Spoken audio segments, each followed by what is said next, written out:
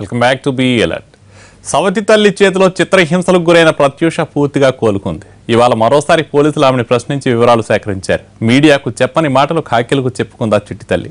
తాను ఎన్నిసార్లు చనిపోవాలని అనుకుంది, ఎన్నిసార్లు ఇంటి నుంచి పారిపోవాలని ప్రయత్నం చేసింది, అంతా పోసుకూర్చినట్టు పోలీసులకు వివరించింది. తనను చంపేయడానికి ఎన్నిసార్లు కుట్ర చేశారో, తండ్రి కిరాతకాలు ఏ విధంగా ఉన్నాయో ఉంటే గుండె చెరువైపోతుంది.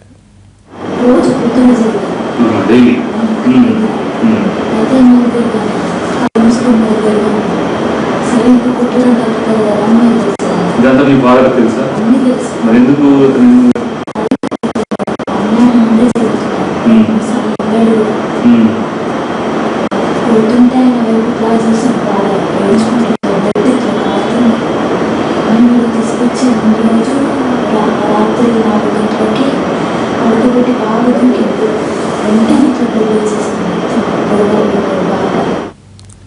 ప్రత్యూషను సవతి తల్లి దారుణంగా హింస పెట్టడం సంచలనం సృష్టించింది. చెప్పుకోలేని విధంగా చిత్రహింసలకు గురిచేసింది ఆ మహాతల్లి. మొహంపై యాసిడ్ పోసింది. ఫినాయిల్, హార్పిక్, కిరోసిన్ ఏది పడితే అది తాగించింది. వద్దని చెప్పినా గొడ్డును బాదినట్టు బాదింది. ఆ మురికి కోపం నుంచి బయటపడటంతో చాలా ఆనందంగా ఉంది ప్రత్యూష. పై చదువులు చదివేందుకు ఎవరైనా సహాయం అందిస్తే ఉన్నత విద్యను అభ్యసిస్తానని చెప్పింది. ఎవరూ లేకపోవడం బాధగా ఉందని, అదే సమయంలో అంతా తనకు అండగా ఉండడం భరోసాని కల్పిస్తోందని ప్రత్యూష.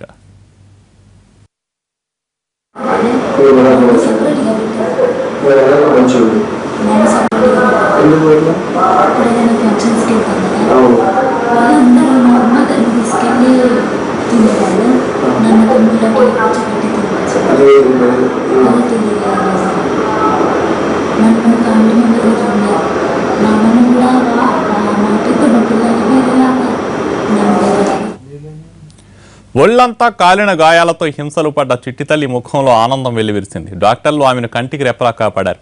కేసును సుమోటాగా నమోదు చేసుకున్న కోర్టు విచారణ ప్రారంభించింది. మరోవైపు రాక్షసుడైన తండ్రి కోసం గాలింపు ఎంతవరకు వచ్చిందో నివేదికను సమర్పించాలని ఆదేశించింది. దీనిపై ప్రత్యూష సంతోషం వ్యక్తం చేసింది. ప్రభుత్వం సహకరిస్తే తాను ఉన్నత లక్ష్యాలను అందుకుంటానని చెప్పింది.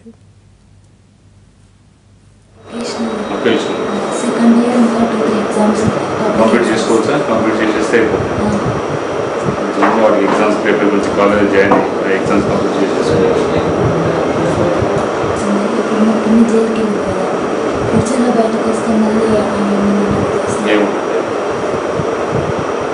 ఏం చెప్పు, నువ్వు కాన్ఫిడెంట్గా ఉన్నావు కాబట్టి ఇదివరకు ఎవరు రాలేవు.